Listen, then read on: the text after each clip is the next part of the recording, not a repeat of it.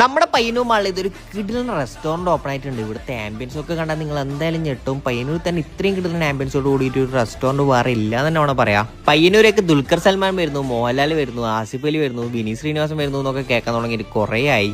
അപ്പൊ ദുൽഖറിനെ, ആസിഫ് അലിനെയും മോഹൻലാലിനും ഒക്കെ കാണാൻ വെച്ച് വന്നത്. പക്ഷെ ഇവിടെ ഒരാളെയും കാണുന്നില്ല. പക്ഷെ അവരുടെ ഫേവറേറ്റ് ഫുഡ് ഇവിടെ ഉണ്ടല്ലോ, അതൊന്നും നമുക്ക് ട്രൈ ചെയ്ത് നോക്കിയാലോ. ഫസ്റ്റ് തന്നെ ഒരു സൂപ്പ് കുടിച്ചിട്ടാട്ടോ തുടങ്ങി. നല്ല കിടിലൻ സൂപ്പായിരുന്നു. പിന്നെ ഇവിടുത്തെ ആംബിയൻസും അതേപോലെ തന്നെ സെറ്റപ്പും ഒക്കെ കണ്ടിട്ട് ഭയങ്കര വില എന്നൊന്നും വിചാരിക്കുന്നത് നോർമൽ റേറ്റ് ആട്ടോ ഫുഡിനൊക്കെ വരുന്നത്.